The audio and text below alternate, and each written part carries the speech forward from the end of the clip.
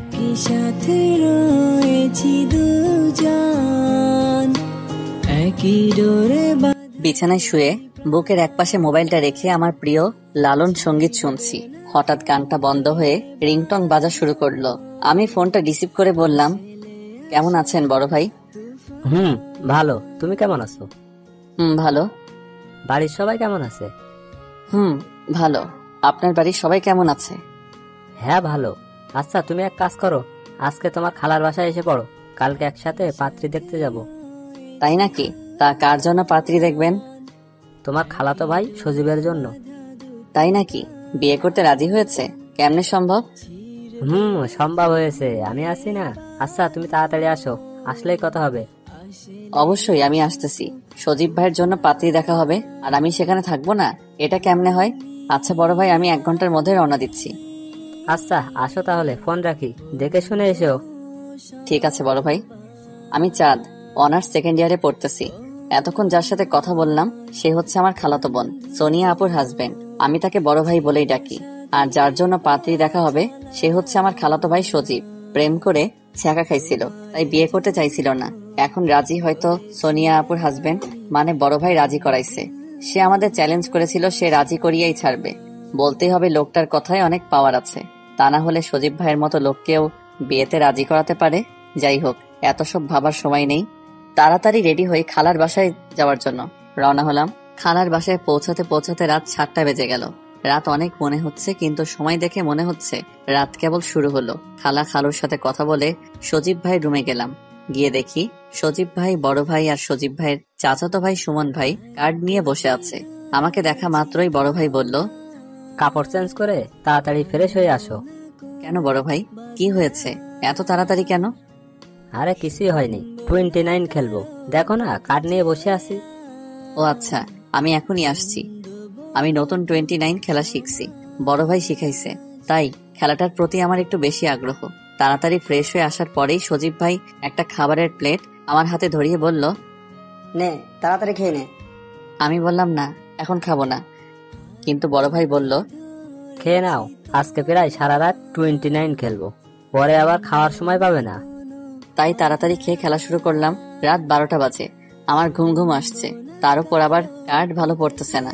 আর card ভালো না পড়লে আমার এমনি খেলতে ইচ্ছে হয় না, তাই বললাম রাত অনেক হয়েছে আর খেলবো না। সজীব ভাইও সায় দিল। তারপর বড় ভাই বলল, ঠিক আছে ঘুমিয়ে পড়ো তাহলে। সকালে সজীব ভাইয়ের ডাকে ঘুম থেকে উঠলাম। কিরে তুই যাবি না? যাবো তো। তাহলে রেডি হস না কেন? তাড়াতাড়ি ফ্রেশ হয়ে কিছু খেয়ে রেডি হ। এরই মাঝে বড় ভাই এসে বলল, না তুমি এত অলস, আগে জানতাম না। 15 মিনিট অপেক্ষা করেন, আমি গোসল করে খেয়ে রেডি হচ্ছি। 15 মিনিটের জায়গায় 30 মিনিট লাগলো আমার রেডি হতে। এত তাড়াতাড়ি কেউ রেডি হতে পারে? তাড়াতাড়ি করতে গিয়ে পরে বুঝতে পারলাম প্যান্ট পরছি কিন্তু বেল্ট পরি নাই, যার ফলে একটু পরপর প্যান্টের সাথে আমাকে যুদ্ধ করতে হচ্ছে। 1 ঘন্টা পর সিএনজি থেকে নেমে প্যান্টটা একটু উপর দিকে টান দিয়ে উঠিয়ে পাত্রীর বাড়ি গেলাম। খাওয়া দাওয়ার পর্ব শেষ করে পাত্রী দেখার পর্ব শুরু করলাম। পাত্রীর ঘুমটা সরানোর পরে দেখলাম অসম্ভব সুন্দর পাত্রী। আমাদের সকলের পাত্রী পছন্দ হয়েছে। মুরব্বীর আগেই দেখা দেখি কাজ শেষ করেছে। আমরা 3 জনই বাদ ছিলাম, তাই আজকে দেখে নিলাম। চাঁদ, পাত্রী কেমন দেখলে? ভাই আমার হেভি পছন্দ হয়েছে। সজীব ভাই যদি বিয়ে না করে তাহলে আমি বিয়ে করব। কিন্তু তোমার সেই চান্স নাই। সজীবেরও পছন্দ হয়েছে আর বিয়েটাও ফাইনাল করা হবে। তবে তোমার জন্য সুখবর আছে। তা ভাই, সুখবরটা কি? শুনলে না, তোমার ভাবির একটা ছোট বোন আছে, ওইটা তো তোমার জন্য। শুনলাম তো, কিন্তু দেখলাম না তো। যদি ভাবির মতো সুন্দর না হয়? দেখবা কেমন। মেয়েটি টাঙ্গাইল কুমুদিনী কলেজে ছাত্রী নিবাসে থাকে, তার টেস্ট পরীক্ষা চলতেছে, তাই আসতে পারেনি। আর তোমার ভাবি যেহেতু সুন্দর, তার ছোট বোনও সুন্দর হবে। এটা আপনার ভুল ধারণা। যদি বড় মেয়েটি মায়ের মতো আর ছোট মেয়েটি বাবার মতো হয় তাহলে কেমন হবে? তুমিও দেখছি দার্শনিকদের মতো যুক্তি দেখাচ্ছ। আচ্ছা যাই হোক, এটা পরে দেখা যাবে। আপনি ঠিক বলেছেন, ওইটা পরে দেখা যাবে। তার কিছুদিন পরে সজীব ভাইয়ের বিয়ের দিন তারিখ পড়লো। অবশেষে আসলো সেই মহেন্দ্রক্ষণ সময়। বিয়ের বরযাত্রী হিসেবে রওনা দিচ্ছি। সজীব ভাইয়ের মূল টার্গেট ভাবিরে আনা, আর আমার মূল টার্গেট ভাবির বোনকে দেখা। এসব ভাবতেছি আর একা একাই হাসতেছি। অবশেষে বিয়ে বাড়িতে এসে পড়লাম। বাহ, কি সুন্দর করে বিয়ের গেট সাজিয়েছে। গেটের কাছে সব সুন্দরী মেয়েরা দাঁড়িয়ে আছে। আসলে ময়দা মাখানোর যুগ তো, তাছাড়া বিউটি পার্লারের সহযোগিতায় সব মেয়েদের নায়িকা নায়িকা লাগে। হঠাৎ করে এই নায়িকাদের মাঝে অসম্ভব সুন্দরী এক পরী এসে বলতেছে, এই 10,000 টাকার 1 পয়সাও কম কেউ গেট ছাড়বি না। আমি তো সুন্দরী ওই পরীটাকে দেখাই ব্যস্ত। এরই মধ্যে বড় ভাই আমাকে ফিসফিসিয়ে বলল, এদেরকে সামলাও তো দেখি, কি রকম বুদ্ধি তোমার। আমি বড় ভাইকে বললাম, আচ্ছা ঠিক আছে দেখেন তাহলে। আচ্ছা আপনাদের কত টাকা দিতে হবে? পরীটি বলতে লাগলো, কেন শুনতে পাননি? 10,000 টাকা। আমি মনে মনে ভাবতে লাগলাম, এ তো আস্ত এক ডাকাতনি। পরীর দেশে ডাকাতি করে, এখন মানব সাম্রাজ্যে এসে ডাকাতি করতে যাচ্ছে। আমি বললাম, কিছু কম নেওয়া যায় না? পরীটি বলল, না, 1 টাকাও কম নেওয়া যাবে না। তাহলে আর কি করার, একটা 50 টাকার বান্ডিল পরীর হাতে দিয়ে দিলাম। বাহ কি নরম হাত রে। ইচ্ছে ছিল আর কিছুক্ষণ ধরে রাখি, কিন্তু সব ইচ্ছাই পূরণ করতে নেই। তাই হাতটি ছেড়ে দিয়ে বললাম, এখন গেট ছাড়েন। পরী বলল, না, আগে টাকা গুনে নেই তারপর। কিন্তু ওই পাশ থেকে এক চাচা এসে বলল, হইছে, এখন গেট ছেড়ে দে তোরা। মেহমানরা অনেক পথ পাড়ি দিয়ে আইছে, ওনাদেরকে একটু বিশ্রাম নিতে দে। এই মাত্র 5,000 টাকা দিচ্ছে, এটা হবে না। এভাবে মৃদু আন্দোলন শুরু হলো, কিন্তু ততক্ষণে আমরা বাড়ির ভিতরে এসে পড়েছি। আমি আবার পরীটার কাছে গিয়ে বললাম, এভাবে আন্দোলন করলে হবে না তো, 1952 সালের আন্দোলনের মতো করতে হবে। 5-7 জনকে মরতে হবে। ও সরি, এখানে মরা যাবে না, তো প্রেমে পড়া যাবে, তাই প্রেমে পড়তে হবে, তবেই তো আপনাদের আন্দোলন সফলতা পাবে। এই বলে আমি চলে আসলাম। পিছনে তাকিয়ে দেখি আমার দিকে তাকিয়ে আছে, আর রাগে শুধু কটমট করতেছে। পারলে আমাকে আস্ত গিলে ফেলবে। আমি মনে মনে ভাবতে লাগলাম, যাক, বিয়ে বাড়িতে ভালোই মজা করা যাবে। তবে পরীটি যদি ভাবির বোন হতো তাহলে আরো মজা করা যাবে। খাওয়া দাওয়ার পর্ব শেষ করে অনেকক্ষণ যাবৎ বসে আছি, তবুও ভাবির বোনকে দেখা হলো না। অবশেষে বড় ভাইকে বললাম, চলেন বড় ভাই, ভাবিকে একটু দেখে আসি, আর এর সাথে ভাবির বোনদের সাথেও পরিচিত হয়ে আসি। ও, তোমার তো আবার ভাবির বোনকে দেখা অতি জরুরি, তাই না? আচ্ছা চলো, যাই দেখি পরিচিত হওয়া যায় কিনা। আপনি যে কি বলেন না। ভাবিকে দেখতে গেলাম, সেখানেও যে পরীকে দেখা যাচ্ছে। আমরা যাওয়া মাত্রই পরীটি বলে উঠলো, এখানে আপনারা কেন? না, এমনি আসলাম আপনাদের সাথে দেখা করতে, আর তাছাড়া আপনাদের সাথে পরিচিত হতে আসছি। ও তাই বুঝি। আমি সজীব ভাইয়ের একমাত্র খালাতো ভাই, আর উনি হচ্ছে আমার আর সজীব ভাইয়ের একমাত্র দোলা ভাই। ও আমি নীলা, আপনাদের ভাবি একমাত্র বোন, আর এরা হচ্ছে আমাদের পিচ্চি চাচাতো বোন। আমার মন তো খুশিতে লুঙ্গি ড্যান্স দিতেছে, কিন্তু তা প্রকাশ না করে ভাবির কয়েকটা পিক তুললাম। ইচ্ছে ছিল ভাবির বোনেরও পিক তুলবো, কিন্তু ভাবির বোন খুবই শিয়ানা, ভাবির সাথে দাঁড়ালো না, আর আমার পিক তোলাও হলো না। তারপর ওখান থেকে বিদায় নিয়ে আমরা চলে এলাম, এবং বড় ভাই দেখি বলতেছে, কি বলছিলাম না, তোমার ভাবির বোন তোমার ভাবির থেকে সুন্দর হবে। কি তাই হলো তো? তা তো হলো, কিন্তু বড় ভাই মেয়েটির সাথে আমি প্রেম করতে চাই, এবং অবশেষে বিয়েও করতে চাই। আপনি কিন্তু হেল্প করবেন। তা তো করা যাবে, কিন্তু মেয়েটা যদি কারোর সাথে প্রেম করে, সুন্দরী মেয়ে তো বলা যায় না। তাই তো ভাই, এটা তো আমি ভাবিনি। তবে যাই বলো, মেয়েটিকে দেখে মনে হয় না প্রেম করে। তাছাড়া আমার মন বলছে মেয়েটি প্রেম করে না। তাই যেন হয় বড় ভাই, আপনার কথা যেন বরাবরের মতো সত্যি হয়। অবশেষে বিয়ে পড়ানো শেষ হওয়ার পর ভাবিকে নিয়ে চলে যাওয়ার সময় ভাবি আর ভাবির বোনের কান্না দেখে আমার চোখেও প্রায় পানি এসে পড়েছিল। তাই এক প্রকার বাধ্য হয়ে বড় ভাইকে বললাম, বড় ভাই, ভাবিকে সজীব ভাই নিয়ে যাচ্ছে, আমি না হয় ভাবির বোন সাথীকে নিয়ে যাই। আরে এত ব্যস্ত হয়েছো কেন? বললাম না তোমার ব্যবস্থা করব, আমি আছি না, বিশ্বাস রাখো আমার উপর। তা তো রাখছি। কথাটি বলে গাড়িতে উঠলাম। আস্তে আস্তে সবাই গাড়িতে উঠলো। আমি গাড়ি থেকে নীরাকে দেখতে থাকলাম। তার অশ্রুসিক্ত চোখগুলো গাড়ি ছেড়ে দিছে। আস্তে আস্তে চলে যাচ্ছে। এক পর্যায়ে নীলাকে আর দেখা যাচ্ছে না, তাই সামনের দিকে ঘুরে বসলাম আর ভাবতে লাগলাম কিভাবে নীলার সম্পর্কে বিস্তারিত জানতে পারি। হঠাৎ ভাবির কথা মনে হলো। একমাত্র ভাবির কাছে সব জানতে পারবো, কিন্তু ভাবিকে কথাটি বলবো কিভাবে? একটা উপায় বের করতে হবে, আর সকালেই ভাবির সাথে ফ্রি হতে হবে। এসব ভাবতে ভাবতে দেখি খালাদের বাড়িতে এসে পড়েছি। সবাই নতুন বউকে বরণ করার জন্য অস্থির হয়ে রয়েছে। তাদের এই গমগমাগম অস্থিরতা দেখে আমার দুচোখ ক্লান্ত হয়ে গেছে। তাই কোনো দেরি না করে সজীব ভাইদের একটা এক্সট্রা রুমে শুয়ে পড়লাম। সকালবেলায় ঘুম থেকে উঠে দেখি আমার পাশে আরো 3 জন শুয়ে রয়েছে। মনে মনে ভাবতে থাকলাম, এগুলো আবার আসলো কখন? বিয়ে বাড়িতে এই একটাই সমস্যা, যেখানেই শুয়ে থাকার মতো একটু ফাঁকা জায়গা পাবে সেখানেই শুয়ে পড়বে। ভাগ্যিস এখন শীতকাল, গ্রীষ্মকাল হলে তো আমার গরমে দফা রফা অবস্থা হতো, কেননা আমি আবার গরম সহ্য করতে পারি না। অতঃপর আমি বিছানা থেকে উঠে ভাই ভাবিকে খুঁজতে লাগলাম। এই কি, ওরা তো এখনো ওঠেইনি। সজীব ভাইয়ের উপর কিছুটা রাগ হতে লাগলো। সে বিয়েই করতে চাইল না, অথচ এখন বউকে ছাড়তেই চাচ্ছে না এবং নিজে উঠতেছে না। সবই কপাল। আর এরই নাম গোপাল। অবশেষে ভাবির দেখা মিলল, কিন্তু এ কি, সব মহিলারাই তো দেখি ভাবির সাথে বিভিন্ন কথা বলছে। সেখানে আমি গিয়ে কিভাবে ভাবির সাথে ফ্রি হব? সজীব ভাইও দেখি বের হয়ে আসলো। আমি কাছে গিয়ে বললাম, ভাই সুস্থ আছেন তো? ভাই আমার মোনালিসার মতো মুচকি হাসি দিয়ে বাথরুমে গেল। আমি নিশ্চিত এই হাসিটি যদি ভিঞ্চি দেখতো তাহলে ছেলেদের জন্য যেমন মোনালিসার পিক তৈরি করে গেছেন, ঠিক তেমনি মেয়েদের জন্য সজীব বা পিক তৈরি করত। আর মোনালিসার হাসির মতো সজীব বা হাসিও বিখ্যাত হয়ে যেত। যাই হোক, ভাবিকে এখন মোটামুটি ফ্রি দেখাচ্ছে, এখনই সুযোগ। হাই ভাবি, কেমন আছেন? ভালো। আপনি কেমন আছেন? ভালো। তা রাত কেমন কাটলো? ভালো। ভাবি, আমি কিন্তু আপনার দেবর হই, তাই কিন্তু আমাকে তুমি করে বলতে হবে, এটা যেন সবসময় মনে থাকে।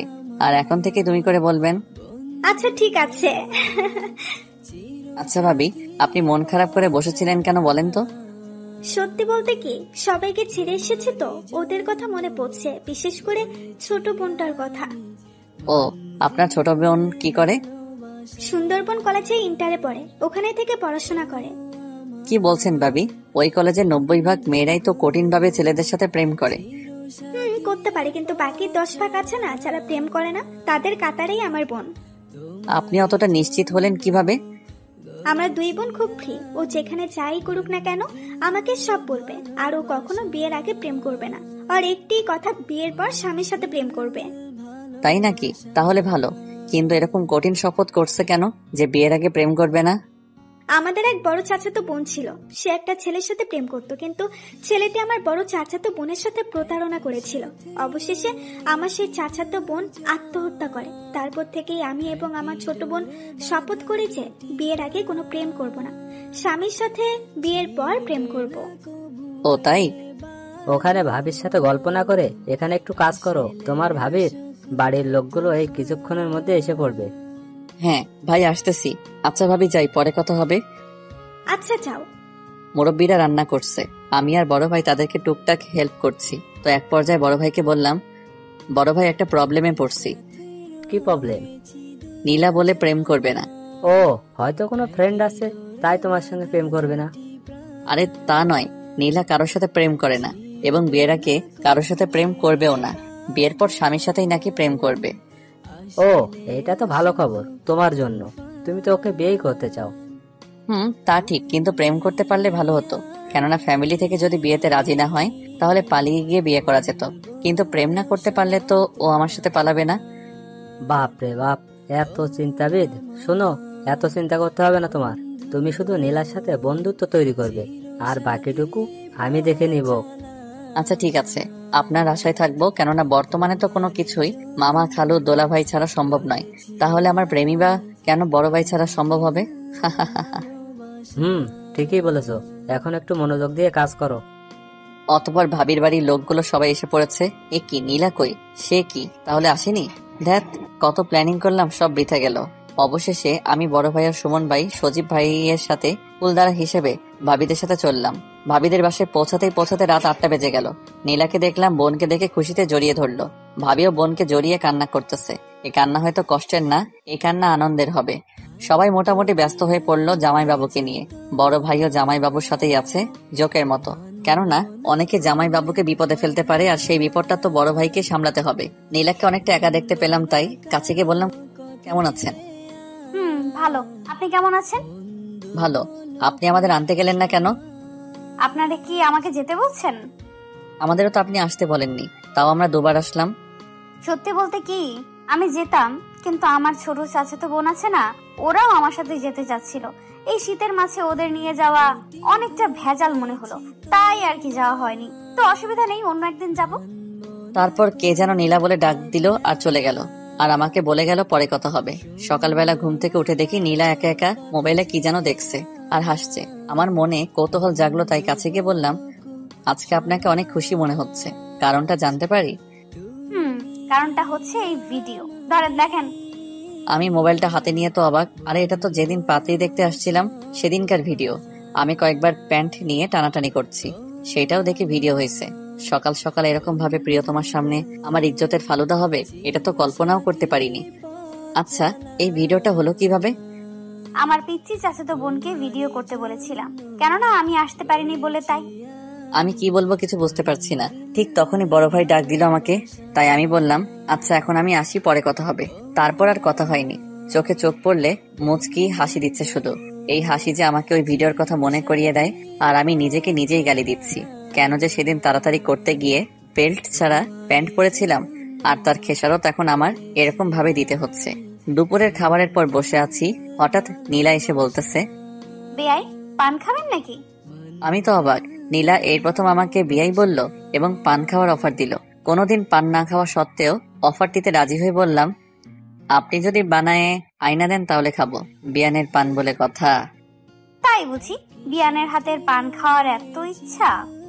ইচ্ছাটা তো ছিলই, তাছাড়া আপনি নিজে যেহেতু খাওয়াতে চাচ্ছেন, তাই আপনার হাতের পান খেতে মনটা প্রবল বেগ ধারণ করেছে। ও তাই, তাহলে আমিও প্রবল বেগে আপনার জন্য একটা ঝাক্কাস পান নিয়ে আসি। কথাটি বলেই চলে গেল, আর আমি ভাবতে থাকলাম মেয়েটি গিরগিটির মতো ক্ষণে ক্ষণে রং পাল্টায়। প্রথমে দেখে মনে হচ্ছিল যে মেয়েটি একটু চঞ্চলা হবে, কিন্তু পরে মেয়েটিকে আবার দেখে এবং ভাবির কথা শুনে মনে হলো না, মেয়েটি একটু শান্ত প্রকৃতির। আবার আজকের আচরণ দেখে মনে হচ্ছে চঞ্চল টাইপেরই হবে মেয়েটি। আমাকে একটু সতর্ক থাকতে হবে। মেয়েটির মতলবটা কি, আমাকে আজ পান খাওয়াতে চাচ্ছে, এসব ভাবতেছি। আর এরই মাঝে দেখি নীলা পান নিয়ে এসে পড়েছে। এই ধরেন পান। পানটা হাতে নিয়ে দেখলাম কি কি দিছে। না, সব ঠিক আছে, জর্দা, চুন, সুপারি সবই আছে। তাই পানটি মুখে পড়ে দিলাম। কিছুক্ষণ চিবানোর পর আমার কাছে মনে হচ্ছে সবকিছু যেন ঘুরতেছে। এ কি, নীলাও যেন আমার চারিপাশ দিয়ে ঘুরতেছে। তারপর কি হয়েছে বলতে পারবো না। যখন চোখ খুলে তাকালাম, দেখলাম ভাবি মাথায় পানি ঢালছে। সজীব ভাই এবং বড় ভাই আমাকে ধরে রাখছে। ভাবির আব্বা আম্মা পানি আনতেছে। আর নীলাকে দেখলাম আমার সামনে বরাবর কিছুটা চিন্তাগ্রস্ত হয়ে আমার দিকে তাকিয়ে আছে। আমি ওঠার জন্য চেষ্টা করলাম। ভাবি বলল, দাঁড়াও, মাথাটা মুছে দেই। মাথা মুছে দিয়ে একটা চেয়ারের কাছে নিয়ে বলল, এখানে বসে একটু রেস্ট নাও। আমি বসতেছিলাম, তখনই দেখলাম নীলা শয়তানি এক হাসি দিয়ে ওখান থেকে চলে গেল। আমি ভাবতে লাগলাম, ভাবি এত ভালো আর ভাবির বোন এত দুষ্টু কেন? অবশ্যই দুষ্টু মেয়েরাই সহজে পটে যায়। তবে এভাবে চলতে থাকলে আমার দৃঢ় বিশ্বাস বিয়ের আগে নীলার সাথে প্রেম করতে পারবো। এসব চিন্তা করছি, আর এরই মাঝে বড় ভাই আমার সামনে চেয়ারে বসলো। কি ব্যাপার, নীলার হাতের পান খেয়ে অজ্ঞান হয়ে গেলে? চুমু খাইলে তো তোমারে খুঁজাই পাওয়া যাইতো না। আরে বড় ভাই, আপনিও মজা নিচ্ছেন? আমি তো এর আগে কখনো পান খাইনি। তাছাড়া জর্দাটা একটু বেশি দিয়েছিল। ভেবেছিলাম কিছু হবে না, কিন্তু আমার ভাবনাটা মিথ্যে হয়ে গেল, আর আমি পড়ে গেলাম। বুঝতে পারছি। তো শোনো, প্রেম করতে গেলে এরকম ছোট ছোট কষ্ট করতেই হয়, আর তাছাড়া অনেক কিছু স্যাক্রিফাইস করতে হবে, বুঝছো? বুঝতে পারলাম। আমরা কথা বলতেছিলাম, আর এরই মাঝে দেখি নীলা সজীব ভাইকে নিয়ে এসে আমাদেরকে বলছে, চলেন আপনাদেরকে আমাদের গ্রামটা একটু ঘুরিয়ে দেখাই। বড় ভাই বলল, খারাপ হবে না, চলো গ্রামটা একটু ঘুরে আসি। গ্রামের ভিতরে রাস্তা দিয়ে হাঁটতেছি। রাস্তাটির দুপাশে সারি সারি লাগানো গাছ, আর দুপাশে অনেক বিস্তৃত এলাকা জুড়ে হলুদ সরিষা ফুলের সমারোহ রাস্তাটির সৌন্দর্য আরো বৃদ্ধি করেছে। এরকম মনোমুগ্ধকর পরিবেশ পছন্দের মানুষের সাথে উপভোগ করার সুযোগ পেয়ে মনটা খুশিতে বাকবাকুম করতেছে। বড় ভাই বলে উঠল, চলো সরিষা খেতে কয়েকটা ফটো তোলা যাক। আমিও তার কথায় সায় দিলাম। আমরা একসাথে সেলফি তুলতে চাইলাম, কিন্তু নীলা আসলো না। আমি আমাদের তিনজনের কয়েকটি ফটো তুললাম। অনেক আশা নিয়ে নীলাকে বললাম, আপনি একাই দাঁড়ান, আপনার একটা ফটো তুলি। আসলে আমি ফটো তুলি না, এমনকি কেউ যদি ফটো তুলতে বলে তাহলেও আমার অ্যালার্জি হয়। কথাটি শুনিয়া সজীব ভাই এবং বড় ভাই উভয়ই অট্ট হাসিতে মেতে উঠল। আমি বোকার মতো নীলার দিকে চেয়ে রইলাম। অবশেষে নিজেকে সামলিয়ে বললাম, তাই নাকি? তাহলে ফটো তোলার দরকার নাই। আমি মনে মনে নিজেকে নিজেই গালি দিচ্ছি, কেন যে ফটো তুলতে চাইলাম, আর নিজে নিজেই অপমানিত হলাম। যাই হোক, এই মেয়েকে কিছু বললে অনেক ভেবেচিন্তে বলতে হবে। সবাই এই সুন্দর প্রকৃতিকে উপভোগ করতেছে, শুধু আমি ব্যতীত। কেননা মনে যদি শান্তি না থাকে, তাহলে স্বর্গে গিয়েও সুখ পাওয়া যায় না। অবশেষে সবাই চলে আসলাম। আমি রাতে শুয়ে শুয়ে ভাবতেছি, কালকে তো চলে যাব, কিন্তু এখনো পর্যন্ত ভালোভাবে কথাই হলো না। তাহলে কবে মোবাইল নম্বর বা ফেসবুক অ্যাকাউন্ট নাম্বার নিব, আর কবেই বা প্রেম করব? সেই চিন্তায় আমার ঘুম আসতেছে না। কালকে সাহস করে মোবাইল নাম্বার চাবো নাকি? নিজেকে নিজেই প্রশ্ন করলাম। না, ফটো তুলতে গিয়ে একবার অপমানিত হয়েছি, আবার নাম্বার চাইতে গিয়ে যদি আবার অপমানিত হই। আর তাছাড়া সব ক্ষেত্রে শুধু সাহস দেখালেই সফলতা পাওয়া যায় না, বুদ্ধিরও প্রয়োজন হয়। এসব ভাবতে ভাবতে কখন যে ঘুমিয়ে পড়ছি জানি না। সকালে ঘুম থেকে উঠে বাইরে বের হয়ে দেখি সবাই কাজে ব্যস্ত। নীলাও দেখি অনেক কাজ করতেছে। মনে মনে ভাবলাম আজকে তো নীলার সাথে কথাই বলা যাবে না, তাই উদাস মনে চেয়ারে বসে আছি। কিছুক্ষণ পর পিছন থেকে কে যেন বলল, বেআইয়ের কি মন খারাপ? আমি পিছন দিকে তাকিয়ে দেখি নীলা। তারপর বললাম, না এমনি কেন যেন ভালো লাগতেছে না। ও আচ্ছা, আমি যাই, আমার অনেক কাজ করতে হবে। এটা বলেই নীলা চলে গেল। দেখতে দেখতে বিকেল হয়ে গেল। সবাই রেডিও হয়েছে, আমিও রেডি হয়েছি বাড়িতে যাওয়ার জন্য। ভাবির মনটা খারাপ, তাদের পরিবার ছেড়ে চলে যাচ্ছে।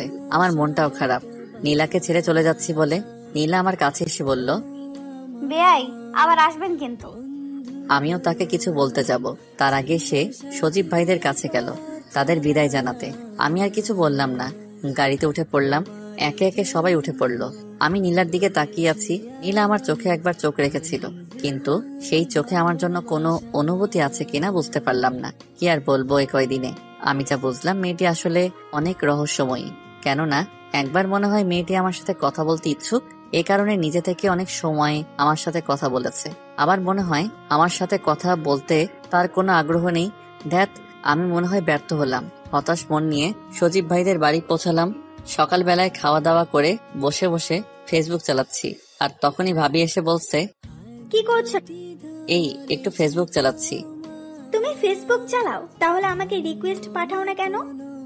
ও, আপনিও চালান নাকি? আচ্ছা, আপনার আইডির নাম বলেন। চাঁদের বুড়ি। কি নাম আর খুঁজে পাননি? ভাবি কিছু না বলে শুধু একটু মুচকি আসলো। আমি রিকোয়েস্ট পাঠিয়ে ভাবির আইডি দেখতেছি। দেখলাম ভাবির প্রতিটি স্ট্যাটাসে ইয়া আক্তার নীলা নামের এআইডি ভালো ভালো কমেন্ট করছে এবং প্রতিটি কমেন্টে আপু শব্দটি উল্লেখ করেছে। কেন যেন আমার মনে হইতেছিল এই আইডি নীলার আইডি হবে। নিশ্চিত হওয়ার জন্য ভাবিকে বললাম, আচ্ছা ভাবি, হিয়া আক্তার নীলা এটা কার আইডি? আপনার প্রতিটা স্ট্যাটাসে ভালো ভালো কমেন্ট করছে। ও, এটা আমার ছোট বোন নীলার আইডি। আমার মনে যেন আশার প্রদীপ জ্বলে উঠল, কিন্তু ভাবিকে তা বুঝতে না দিয়ে বললাম, ও। ভাবি আমার এখান থেকে চলে যাওয়ার পর আমি নীলাকে রিকোয়েস্ট পাঠালাম। তারপর বিকেল বেলায় সবার কাছ থেকে বিদায় নিয়ে আমি আমাদের বাড়ি চলে আসলাম। রাতে ফেসবুকে ঢুকে দেখলাম অ্যাকসেপ্ট করে নাই। পরপর 3 দিন দেখলাম তাও অ্যাকসেপ্ট করে নাই। আমার খুব রাগ হলো, তাই এসএমএস করলাম, আমি আপনাকে ফ্রেন্ড রিকোয়েস্ট পাঠাইছি, প্রেমপত্র পাঠাইনি যে এত ভাব ধরতে হবে। এসএমএসটি পাঠিয়ে ঘুমিয়ে পড়লাম। সকালে ঘুম থেকে উঠে ফেসবুকে ঢুকে দেখলাম নীলা ফ্রেন্ড রিকোয়েস্ট অ্যাকসেপ্ট করছে এবং একটা এসএমএসও দিচ্ছে।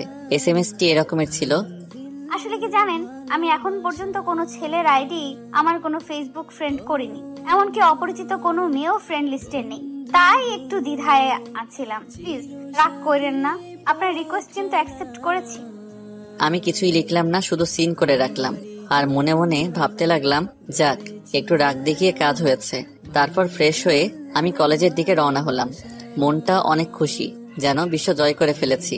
অবশ্যই আমি মনে করি একটা নারীর মন জয় করা বিশ্ব জয় করার চেয়ে কম নয়। পরক্ষণে ভাবতে থাকলাম, ও তো আমার ফেসবুক ফ্রেন্ড হয়েছে, গার্লফ্রেন্ড তো হয়নি, তাহলে আমার মন এত খুশি কেন? মন মুচকি হেসে আমাকে বলল, আরে বোকা, গার্লফ্রেন্ড হয়নি তো হয়ে যাবে, এত চিন্তা করিস কেন? আমি মনের সাথে সহমত প্রকাশ করে খুশি মনে কলেজে আড্ডা দিয়ে বাড়ি চলে আসলাম। রাতে ফেসবুকে লগ ইন করে নীলাকে খুঁজতে থাকলাম। হ্যাঁ, অনলাইনে দেখতে পাচ্ছি, কিন্তু এসএমএস দিব কিনা ভাবতেছি। আর এরই মাঝে দেখি একটা এসএমএস এসে পড়েছে। হ্যাঁ বেআই, কেমন আছেন? ভালো। আপনি কেমন আছেন? ভালো। বাড়ির সবাই কেমন আছে? ভালো। আপনার বাড়ির সবাই কেমন আছে? ভালো। তারপর আমি তার মেসেজের জন্য অপেক্ষা করতেছিলাম, কিন্তু মেসেজ দিচ্ছে না। তাই আমি নিজেই মেসেজ দিলাম, এখন কি করেন? কিন্তু কোনো রিপ্লাই আসে না। পরক্ষণে দেখতে পেলাম সে অনলাইনে নেই। মেয়েটার ওপর খুব রাগ হলো, কেননা কোনো কিছু না বলে অনলাইন থেকে চলে যাওয়ার কোনো মানে হলো? মেয়েটাকে বিয়ে করতে পারলে এর শাস্তি সুদে আসলে তখন দিব। পরের দিন সকালবেলা নীলাকে অনলাইনে দেখতে পেলাম, তাই মেসেজ দিলাম, গুড মর্নিং। সিন করেছে অথচ কোনো অ্যান্সার দিচ্ছে না। দীর্ঘ 3 মিনিট পর একটা এসএমএস দিল, গুড মর্নিং। এতক্ষণ পর? ও সরি, এক বান্ধবীর সাথে কলেজের বিষয়ে কথা বললাম। কেন, কলেজে কোনো সমস্যা হয়েছে? আরে না, আজকে কলেজে যাওয়ার কথা ছিল, কিন্তু আম্মু এত করে আজকের দিনটা থেকে যাওয়ার কথা বললো, তাই বাধ্য হয়ে থাকতে হলাম। আচ্ছা, শুনেছি আপনাদের বাসা নাকি খুলনা সিটিতেই? খুলনা নিরালা 27 নম্বর রোড। এখান থেকে আপনাদের কলেজে যেতে অটোতে 15 মিনিট সময় লাগে, হালকা জ্যাম থাকা সত্ত্বেও। ও তাই, ভালো। অনেকক্ষণ হলো কোনো SMS পাচ্ছি না। হ্যালো, আছেন কি? না, মেয়েটি আবার হুট করে চলে গেছে। দ্যাট মেয়েটির মনে হয় সাধারণ জ্ঞানটুকু নেই, হুট করে চলে যায়। তাই রাগে দুঃখে মোবাইলটা বিছানায় রেখে আবার শুয়ে পড়লাম। কিছুক্ষণ পর মা ডাকতে আসলো। কলেজে যাবি না? না, আজকে কলেজে ক্লাস হবে না। ও, তাহলে ভালোই হলো। তোর আব্বু তোকে মার্কেটে যেতে বলেছিল, কিন্তু আমি না করেছিলাম তুই কলেজে যাবি বলে। তাহলে এখন নাস্তা করে যা। আমি মার্কেটে গিয়ে কি করব? আর তাছাড়া টাকা দিয়ে লোক রেখেছে, তারা কি করে? তোর আব্বুর সাথে যে লোকটা কাপড়ের দোকানে থাকে, সে বিয়ে করার জন্য ছুটি নিয়েছে। আর কসমেটিক্স এর দোকানে 3 জনের মধ্যে একজনের মা নাকি খুব অসুস্থ, এ কারণে ছুটি নিয়েছে। জানিসই তো কসমেটিক্স এর দোকানে কিরকম ভিড় পড়ে, 2 জন সামলাতে পারে না, তাই তোকে যেতে বলেছে। আমি তো কোনোটার দামই সঠিকভাবে জানি না। তোর কোনোটার দাম জানা লাগবে না, বাকি 2 জন আছে না, ওরাই দাম বলে দেবে। আচ্ছা, আমার কথা বলতে হচ্ছে কেন? তুই যাবি কিনা বল। আচ্ছা, যাচ্ছি তো, রাগ করো কেন? মায়ের কথার অবাধ্য হওয়া যাবে না, তাহলেই কঠিন প্রবলেম। আমাদের সংসারে মা যা বলবে তাই হবে। তাই আর কি, মা মার্কেটে যেতে বলেছে, যেতে হবেই। কেন যে কলেজে যাওয়া নিয়ে মিথ্যে বললাম, মিথ্যে বলার শাস্তি সাথে সাথেই পাচ্ছি। তাই একগাদা দুঃখ নিয়ে মার্কেটে যাচ্ছি। আর ভাবছি যখন দুঃখ আসে তখন চারদিক থেকেই আসে, যেন দুঃখগুলো প্রতিযোগিতায় মেতে ওঠে। কে কত কষ্ট দিতে পারে দেখি, তোরা কে কত কষ্ট দিতে পারিস। তারপর যে জয়ী হবে তাকে আমি মেডেল দিব। এসব ভাবতে ভাবতে দোকানের সামনে এসে পড়েছি। সোলাইমান ভাই আমাকে দেখেই বলল, কি ভাই, দোকানে আসতে মন চায় না? আমি মুচকি হাসি দিয়ে বললাম, আরে না ভাই, সামনে পরীক্ষা, তাই একটু পড়াশোনা নিয়ে ব্যস্ত। ও তাই, আসেন দোকানের ভিতরে এসে বসেন। একটা চেয়ার দেখিয়ে বলল, বসেন এখানে। তারপর আবার কাস্টমারদের সাথে কথা বলে ব্যস্ত হয়ে পড়লেন। সোলাইমান ভাই আমাদের এই কসমেটিক্স দোকানের অনেক পুরাতন কর্মচারী, অনেক ছোট থেকেই এই দোকানে কাজ করত। অনেক মজার লোক, কাস্টমারদের সাথে এত মজা করে কথা বলে যে কাস্টমাররা জিনিস কিনতে বাধ্য হয়। আমি তাদের ব্যস্ততা অনুভব করতেছি, ভালোই লাগছে। তো হঠাৎ করেই কেন জানি নীলার কথা মনে পড়লো, তাই আর দেরি না করে ফেসবুকে ঢুকলাম। কিন্তু ফেসবুকে পেলাম না। অনেকক্ষণ ঘাটাঘাটি করার পর একটা SMS পেলাম। এ কি, নীলাই তো SMS করেছে। SMS এ লেখা, কিছু না, আপনি? আমি ভাবতে লাগলাম এটা কি SMS করলো।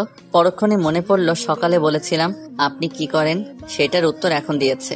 আমি না হেসে পারলাম না। সকালে প্রশ্ন করলে বিকালে উত্তর পাওয়া যায়। আমিও একটা SMS করলাম, এই দোকানে বসে আছি। কিসের দোকান? কসমেটিক্স এর দোকান। ও, ওখানে কি করেন? এই কিছু না, আমাদের দোকানে বসে আছি। আপনাদের না কাপড়ের দোকান? একটা কাপড়ের দোকান আর একটা কসমেটিক্স এর দোকান। ও ভালো। আপনি না অনেক মজার লোক। কেন, আমি আবার কি করলাম? আপনাকে সকালে প্রশ্ন করলে সেই প্রশ্নের উত্তর বিকালে দেন। এত হাসেন না, মুখের ভেতর মাছি ঢুকবে। না, ঢুকবে না। আপনার মতো সুন্দরী বিয়ানের সাথে কথা বলার সময় কোনো মশা মাছি আমাকে ডিস্টার্ব করে না। ও তাই বুঝি। আচ্ছা, এখন কি করেন?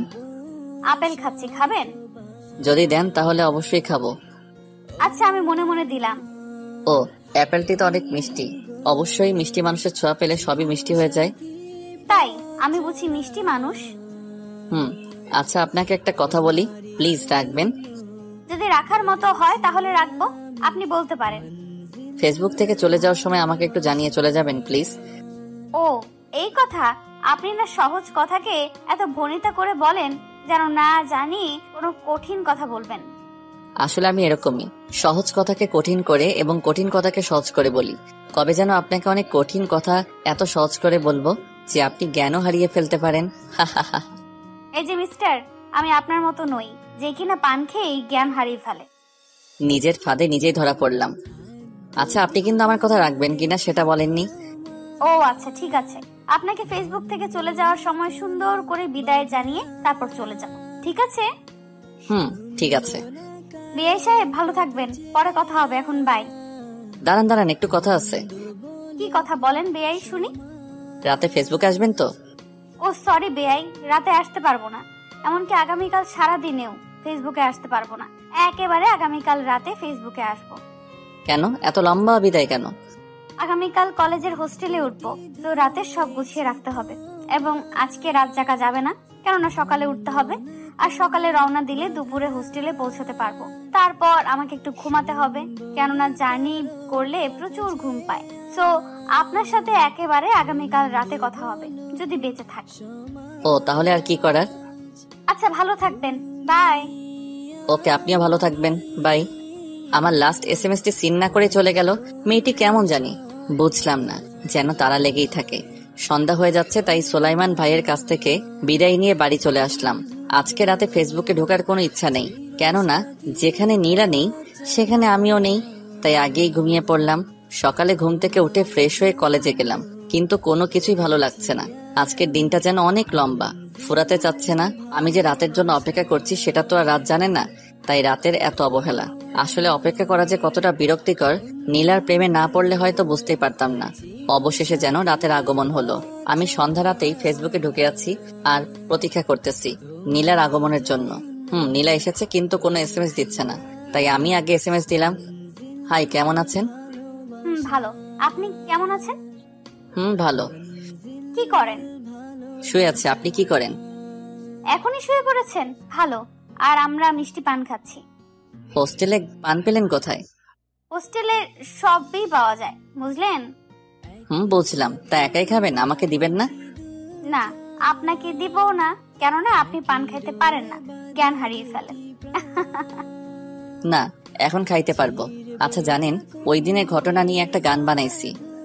তাই নাকি? প্লিজ আমাকে শোনান। শোনাবো কিভাবে? আপনি তো মোবাইল নাম্বার দেননি, আর তাছাড়া মেসেঞ্জারে ফোন দিলে রিসিভ করেন না তো। আসলে ফোনে কথা বললে বান্ধবীরা অনেক ফাজলামি করে, তাই আর কি ফোনের চেয়ে এসএমএসই ভালো। আপনি গানটির প্রথম 2 লাইন এসএমএস এ পাঠিয়ে দেন। মনে মনে ভাবতে লাগলাম, ধ্যাত, নাম্বার নেওয়ার একটা প্ল্যান করছিলাম, তাও ব্যর্থ হলাম। কি হলো, আছেন নাকি? আছি তো। তাহলে গানটি লিখেন না কেন?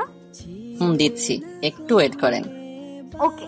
কি পান খাওয়াইল রে বেয়ান, গড়িয়া পড়িয়া যায়, এখনো না মোর কাটিল না ঘর, বেয়ানের প্রেমের নেশায়। কিছুটা ভয় নিয়ে এসএমএসটি পাঠিয়ে দিলাম। এটা কি আর প্রেমের নেশা মানে? আরে রাগ করছেন কেন? এটা তো একটা গান। আর তাছাড়া আমার একটু লিখতে ভুল হয়েছে, ওখানে প্রেমের নেশা না হয়ে হবে পানের নেশা। ও তাই বলেন? অনেক সাহস জাগিয়ে বললাম। আচ্ছা, এতে রাগের কি আছে? আমরা কি প্রেম করতে পারি না? আর প্রেম করলে অসুবিধা কোথায়? অনেক অসুবিধা। আমি বিয়ের আগে কোনো প্রেমে বিশ্বাসী নই, আর আমি আপনাকে ভালো একটা বন্ধু ভাবি, এর বেশি কিছু নয়। আরে আমি তো আপনার সাথে একটু ফান করলাম, আপনার সাথেই তো একটু ফান করবো, তাই না? তা ঠিক। আচ্ছা, ভালো থাকবেন, পরে কথা হবে, বাই। Okay, by. তারপর আর কি, ঘুমিয়ে পড়লাম। সকালে ফেসবুকে ঢুকেই দেখলাম নীলা গুড মর্নিং জানিয়েছে, আমিও গুড মর্নিং জানালাম। কিছু সময় পর, বিআই সাহেব কেমন আছেন গো? এসএমএসটি দেখে আমার মনটা আবার খুশিতে ভরে গেল, তাই বললাম, ভালো। আপনি কেমন আছেন গো? তারপর শুরু হলো আমাদের অনেক কথা। এরপর ভাবে আমরা প্রতিদিন রাত 7টা থেকে কথা বলা শুরু করতাম, 9টা বা 9:30 পর্যন্ত। তারপর আবার সকালে 1 ঘন্টা কথা বলতাম। এটা যেন আমাদের প্রতিদিনকার রুটিন হয়ে গেল। অবশ্যই কথাগুলো বলতাম উভয় বন্ধু হিসেবে, এবং হালকা রোমান্টিক হতো বেয়াই হিসেবে। ভালোই চলতেছিল দিনগুলি। হঠাৎ করে একদিন আমার মা সন্ধ্যায় অসুস্থ হয়ে পড়ে। তারপর সাথে সাথে তাকে হসপিটালে নেই। সেই দিন সারা রাত হসপিটালে ছিলাম। অবশেষে আল্লাহর অশেষ রহমতে আমার মা সুস্থ হয়, কিন্তু ডায়াবেটিস, হাই প্রেশার এগুলো তো আছেই। মা যখন আমাকে বলে, আমি মনে হয় আর বেশি দিন বাঁচবো না রে, তখন আমার এতটা কান্না পায়। তারপর আবার রাগও করি আর বলি, তুমি এরকম কথা বলো কেন? বাংলাদেশে অধিকাংশ লোকই এখন ডায়াবেটিস, হাই প্রেশারের মতো প্রবলেমে ভুগতেছে। এটা কন্ট্রোল করতে পারলেই হলো। বেশি চিন্তা করবা না, আর প্রতিদিন ব্যায়াম করবা, তাহলে ঠিক হবে। মা তখন একটু হাসি দিয়ে বলল, আচ্ছা ঠিক আছে। মায়ের হাসি মুখখানা দেখে আমারও মনটা ভালো হয়ে গেল। সন্ধ্যা রাতে বিছানায় শুয়ে ফেসবুকে ঢোকার সাথে সাথেই টুনটুন করে বেজে উঠল। দেখি নীলা এসএমএস করেছে, হাই। তারপর আবার একটি দিয়েছে, আপনি ফেসবুকে আসেন না কেন? কিন্তু এসএমএস গুলো ছিল 2 দিন আগের রাত্রে। তারপর নীলা ফেসবুকে আসেনি, তাই আমি তাড়াতাড়ি লিখলাম যে মা অসুস্থ ছিল, তাই আমি 2 দিন ফেসবুকে আসতে পারিনি। Sorry for this, please pardon me. তোমাকে অন্তত জানানো দরকার ছিল। এসএমএসটি পাঠানোর একদিন পর দেখি নীলা ফেসবুকে এসেছে এবং আমাকে এসএমএসও করেছে। It's okay. আচ্ছা, আপনাকে একটা কথা বলতে চাই। বলেন। আপনি আর আমাকে এসএমএস করবেন না, আর আপনি এসএমএস করলেও আমার কোনো অ্যানসার পাবেন না। কিন্তু কেন? আমি যদি আপনাকে কোনো কষ্ট দিয়ে থাকি তাহলে আমাকে প্লিজ মাফ করে দেন। আমি আপনার সাথে কথা না বলে থাকতে পারবো না। না, আপনি আমাকে কোনো কষ্ট দেননি, কিন্তু আমার এই সিদ্ধান্ত আমার এবং আপনার উভয়ের জন্যই ভালো। প্লিজ আর কিছু জানতে চাবেন না। ভালো থাকবেন, বাই। সত্যি বলতে কি জানেন, আমি আপনাকে অনেক ভালোবাসি, কিন্তু আপনি সেদিন রাগ করলেন, তাই আমি আপনার সাথে বন্ধু হয়ে থাকতে চাইলাম। কেননা আপনার সাথে কথা বলতে পারবো বলে, কিন্তু বন্ধু হয়েও রইলেন না। ঠিক আছে, ভালো থাকবেন। লোকে একটা কথা বলে, মদ খা, গাঁজা খা, তবু প্রেম করিস না। কথাটি আমার জন্য উপদেশমূলক ছিল, কিন্তু আমি তা পালন করতে পারিনি। এখন থেকে তাই করব, মদ খাবো, গাঁজা খাবো, তাও কোনো প্রেম করব না, এমনকি বিয়েও করব না। আশা করি ভালো থাকবেন, সুখে থাকবেন। আমি আর কোনোদিন আপনাকে এসএমএস করব না। এসএমএসটি পাঠিয়ে ফেসবুক আইডিটি ডিঅ্যাক্টিভেট করে দিলাম। এমনকি ফেসবুক, ইন্টারনেটের মতো সফটওয়্যার ছিল সব ডিলিট করে দিলাম। একটা ঘুমের ওষুধ খেয়ে ঘুমিয়ে পড়লাম। ভালোই ঘুম হয়েছিল। 11টা পর্যন্ত ঘুমেছিলাম। মা অনেকবার ডাকতে এসেছিল। আমি ঘুম থেকে ওঠার পর মা এক প্রকার দৌড়ে চলে আসলো। কি হয়েছে বাপ তোর? না, কিছুই হয়নি। তাহলে এতক্ষণ ঘুমিয়েছিলি? আগে তো কখনো এত ঘুম আসনি। এমনি রাত জেগে পড়েছি, তাই উঠতে দেরি হয়েছে। তারপর মা আর কিছু বলল না। ফ্রেশ হয়ে বন্ধুদের সাথে আড্ডা দিতে গেলাম। ওদের সাথে আড্ডা দিতে গিয়েছি বলে ওরা অনেকটাই অবাক, কেননা ওদের সাথে অনেকদিন ধরে আড্ডা দেই না। ওদের মাঝে যাওয়ার পর দেখলাম এক বন্ধু সিগারেট খাচ্ছে। আমি বললাম, সিগারেটটা দে তো। সবাই অবাক। সিগারেট হাতে নিয়ে একটা টান দেওয়ার প্রস্তুতি নিচ্ছি। এই কি, সবাই দেখে আমার দিকে অনেক আশ্চর্য হয়ে তাকিয়ে আছে। জাতিসংঘ যদি ওদের দেখতে পারতো তাহলে পৃথিবীতে প্রথম আশ্চর্যজনক জিনিস হিসেবে আমি উপাধি পেতাম। যাই হোক, সিগারেটটা প্রথম টান দেওয়ার সাথে সাথে কাশতে কাশতে বুকের ব্যথা শুরু হলো। মনের ব্যথা দূর করতে গিয়ে আমি তো বুকের ব্যথা বাড়িয়ে ফেললাম। ওরা সবাই জানতে চাইলো আমার কি হয়েছে। সব কথা খুলে বললাম। আর কি ওদেরকে বললাম, দোস্ত, সিগারেটে আমার দুঃখ যাবে না, মদের ব্যবস্থা কর। ওরা অনেকেই অনেক উপদেশ দিতে চাইলো, কিন্তু আমার এক কথা, মদ খাবো। অবশেষে ওরা রাজি হলো, কিন্তু সন্ধ্যায়। তাই সারা দিন ওদের সাথে আড্ডা দিয়ে সন্ধ্যায় মিন্টুর চায়ের দোকানে গেলাম। ওখানে গোপনে মদ বিক্রি করে, তাই ওখান থেকে আমার এক বন্ধু গোপনে মদ কিনে নিয়ে আসলো। আরেক বন্ধু কয়েকটা স্পিড নিয়ে আসলো। সবই হলো। এখন খাবো কোথায় সেটা চিন্তা করতে থাকলাম। তখন এক বন্ধু বলল, আমার বাসা আজকে খালি আছে, কিন্তু শুধুমাত্র আমার দাদু আছে। এইটা শুনে আমরা সবাই একসাথে বললাম, তোর দাদু তো কানেই শুনে না। সবাই হাসতে হাসতে ওদের বাসার দিকে রওনা হলাম। সবাই ফ্লোরে গোল হয়ে বসে আছি, মাঝখানে মদের বোতল আর স্পিড। আমি বললাম, স্পিড আনছিস কেন? এক বন্ধু বলল, তুই তো নতুন, সরাসরি মদ খেতে পারবি না, তাই স্পিডের সাথে মিশিয়ে খেতে হবে। আমি এমনি খেতে পারবো। তাই মদের বোতল থেকে কিছু অংশ কাপে ঢেলে মুখের কাছে নিতেই কেমন যেন গন্ধ আসলো। আমি ভাবতে লাগলাম, মানুষ কেন এগুলো খায়? পরক্ষণেই মনে হলো আমার দুঃখ দূর করতে হবে, তাই দেরি না করে পুরোটাই মুখে দিয়ে গিলে ফেললাম। এ কি, আমার গলার ভিতর দিয়ে যেন আগুন যাচ্ছে। আমি কিছুক্ষণ নিথর হয়ে রইলাম, তারপর সাহস করে বললাম, দে, আবার খাবো। ওরা কাপে কিছুটা মদ ঢেলে সাথে স্পিডও দিল। কাপটা হাতে নিলাম, দেখি হাত কাঁপতেছে। তারপরে মুখে নিয়ে খেয়ে ফেললাম। এক বন্ধু বলল, এই রে, কাম সারছে, টক আনা হয়নি। রাফি যদি মাতলামি করে তাহলে টক খাওয়াতে হবে। আরেক বন্ধু বলল, তাহলে বসে আছিস কেন, জানি আয়। আরে, আমার কাছে টাকা নাই তো, সবার টাকা দিয়েই তো মদ আর স্পিড কেনা হলো। রাফি, তোর কাছে টাকা আছে? আমি পকেটে হাত দিয়ে টাকা বের করে দিলাম। আরে কি করছিস? এটা তো মোবাইল দিবি। ও দাঁড়া। আবার আরেক পকেটে হাত দিয়ে বললাম, এখন নেই। তারপরও চলে গেল। আমার আরেক বন্ধু বলল, এই, তোর মোবাইলে তোর আব্বু 35 বার কল দিয়েছে, তোর আম্মু 40 বার কল দিয়েছে, বড় ভাই দিয়ে সেভ করা নাম্বারটি 7 বার কল দিয়েছে। আর ধর, এখন আন্নার নাম্বার দিয়ে কে যেন কল করছে। ও আচ্ছা, দে। রিসিভ করতে গিয়ে কেটে দিয়েছি। তারপর আবার কল করলো। এবার রিসিভ করার সাথে সাথে অপর পাশ থেকে বলা শুরু করলো, হ্যালো, আমি নীলা। আপনি এখন কোথায় আছেন? এখনো বাসায় যাননি কেন? আমিও নেই নাই। হ্যালো হ্যালো, আপনি কি মদ খাচ্ছেন? Hello hello. ও একটু কাজে ব্যস্ত, আপনি পরে ফোন দেন। কিন্তু তোরা সবাই নাচছিস কেন? হা হা, দৌড়াচ্ছিস কেন? ধর, এই নে, এটা টক খা, ভালো লাগবে। তোরা খা। না, তোর খাওয়া প্রয়োজন। এটা কি দিলি রে, এত মিষ্টি কেন? রোজ 10টা বাজে চলে যেতে হবে। তোর মাতলামি ঠিক হয়েছে? ওই মাতলামি করলাম, এখন যাই রে। একা যেতে পারবি তো? পারবো বলেই চলে আসলাম। বাসায় আসার পর দেখলাম দরজা খোলা, মা আব্বা উভয় বসে আছে। আমি কাউকে কিছু না বলে আমার রুমে ঢুকে শুয়ে পড়লাম। তবে অনেক আশ্চর্য হলাম, কেউ কিছু বলল না। অনেক ঘুম পাচ্ছে, তাই ঘুমিয়ে পড়লাম। সকালে ঘুম থেকে উঠে আরো আশ্চর্য হলাম, আব্বা বাসায় আছে। কেননা আমি সহজে আব্বাকে সকালে বাসায় দেখি না। মা এসে বলে গেল তাড়াতাড়ি ফ্রেশ হয়ে নিতে। আমি কিছু বললাম না। ফ্রেশ হয়ে এসে খাবার খাওয়ার পর মা বলল, তাড়াতাড়ি রেডি হ। রেডি হব কেন? কোথায় যাবে? এত কথা বলিস কেন? রেডি হতে বলেছিস, রেডি হ। আমরা যেখানে যাব সেখানে যাবি। আচ্ছা ঠিক আছে, তোমরা যেখানে যাবে আমিও যাব, তবু রাগ করো না। আমি আব্বু এবং মা যাচ্ছি। কোথায় যাচ্ছি তা জানি না। রাস্তাটি কেমন পরিচিত লাগছে। ও হ্যাঁ, এটা তো নীলার গ্রামের রাস্তা। আচ্ছা, ওখানে যাচ্ছি না তো? নিজেকে নিজেই প্রশ্ন করলাম। কি জানি, কিচ্ছু বুঝতেছি না, সব গরমিল লাগছে। আচ্ছা, আমি যে নীলাকে ভালোবাসি সেটা কি মা আব্বু জেনে গেছে? আর জানলো কিভাবে? ধরলাম তারা যেভাবেই হোক জেনেছে, কিন্তু সেখানে যাচ্ছে কেন? কোনো অঘটন ঘটনা ঘটেনি তো? না, তা হবে কেন? আমি তো নীলাকে কষ্ট দেইনি, বরং নীলাই আমাকে কষ্ট দিয়েছে। দেখ, কি সব আবল তাবল কথা চিন্তা করতেছি। হয়তো অন্য কোনো জায়গায় বা অন্য কোনো কাজে আমাকে তারা নিয়ে যাচ্ছে। যেটাই হোক, এসব চিন্তা বাদ দেই, তা না হলে আবার মাথা ব্যথা শুরু হবে। অবশেষে আমরা নীলার বাড়ির সামনেই নামলাম। আমি অনেকটা অবাক এবং কিছু রাগী হয়ে মাকে প্রশ্ন করলাম, আচ্ছা মা, তোমরা কোথায় যাচ্ছ? কি করছো আমাকে একটু বলবে?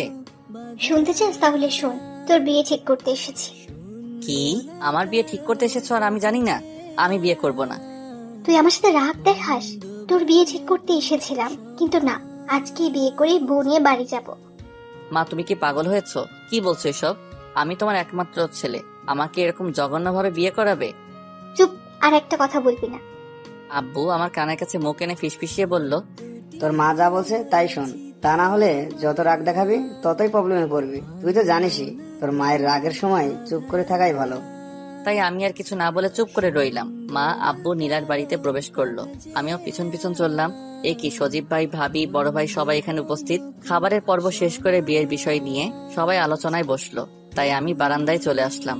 বারান্দা থেকে তাদের কথাগুলো শোনার চেষ্টা করলাম। বিআই সাহেব, আমরা আজকে এসেছিলাম বিয়ের দিন তারিখ ঠিক করতে, তাই না?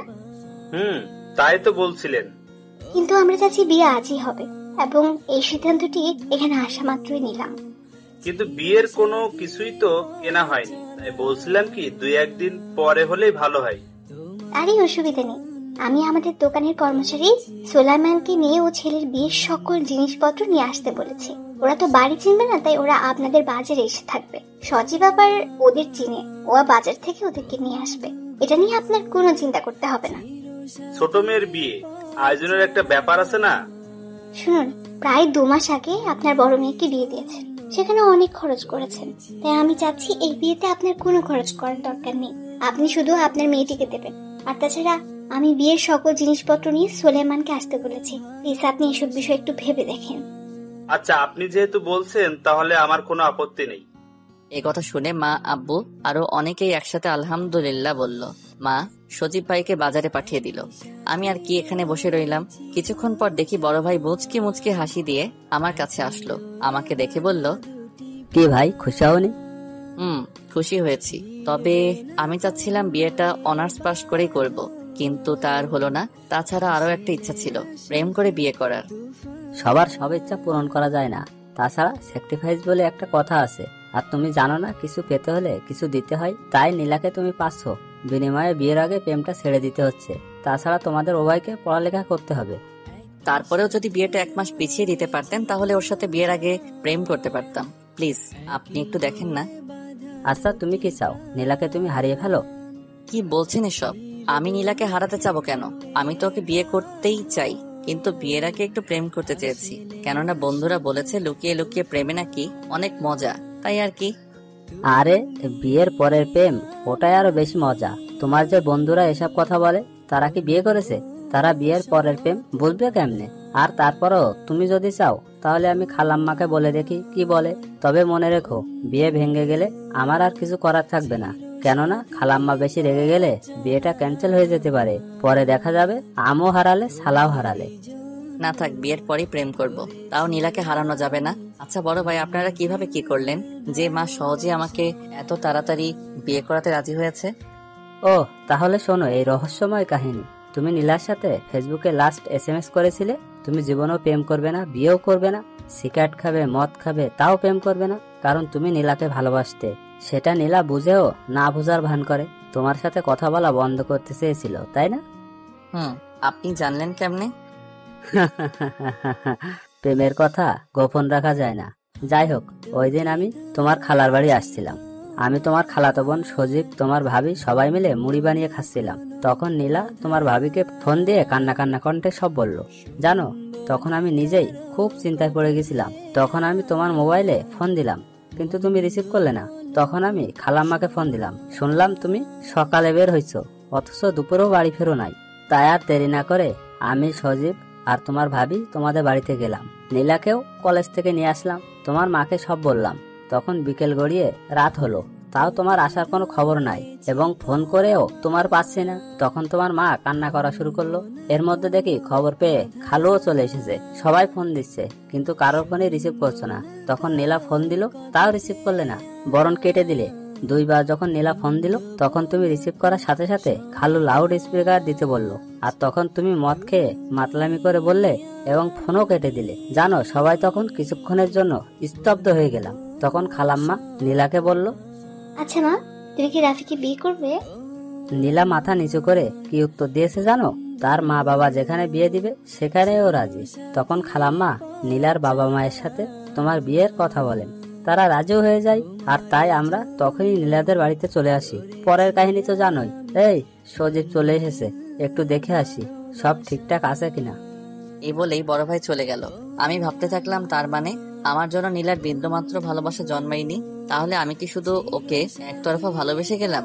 যখন নীলার সাথে আমার বিয়ের কথা শুনলাম, তখন আমি বাইরে যাই প্রকাশ করিনি। কেন ভিতরে ভিতরে অনেক খুশি ছিলাম, কিন্তু এখন কেন যে হাহাকার লাগছে। বিয়ের কাজ শেষ হয়েছে, নীলার হাত আমার হাতের উপর রয়েছে।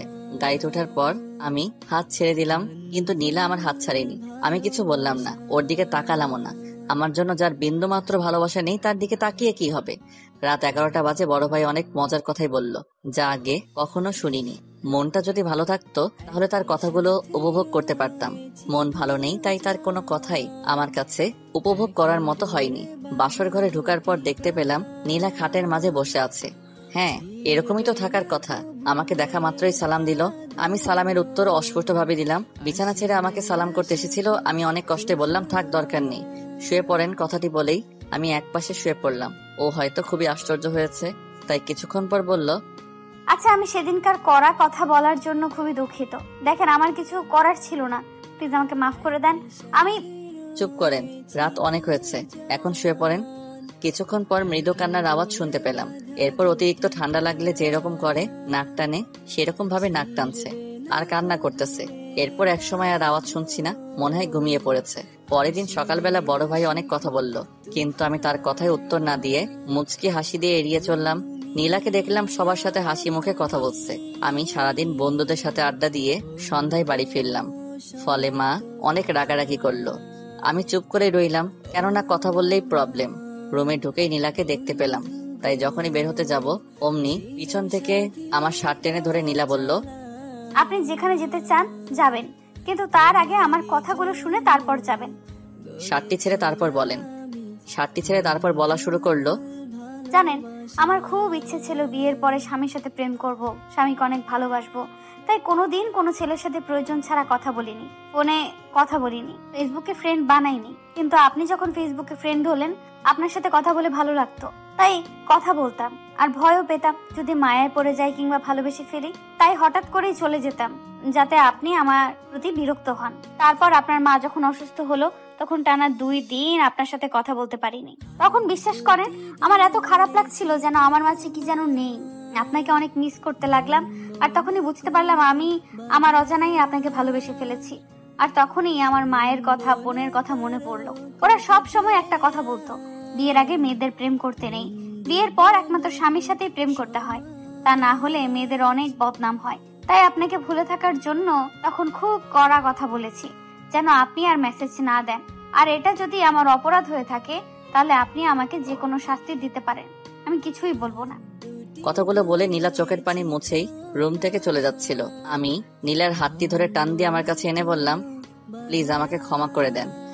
ও আমাকে জড়িয়ে ধরে কান্না করতে থাকলো, আমি ওকে জড়িয়ে ধরলাম।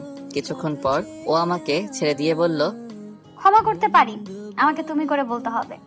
ঠিক আছে, আমি তুমি করে বলবো, কিন্তু তোমাকেও তুমি করে বলতে হবে। আচ্ছা ঠিক আছে।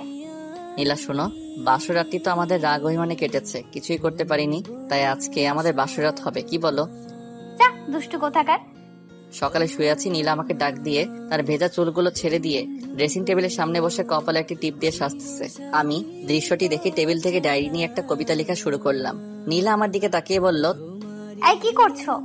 তোমার জন্য একটা কবিতা লিখলাম। তাই নাকি? একটু শোনাও না প্লিজ। আচ্ছা তাহলে শোনো।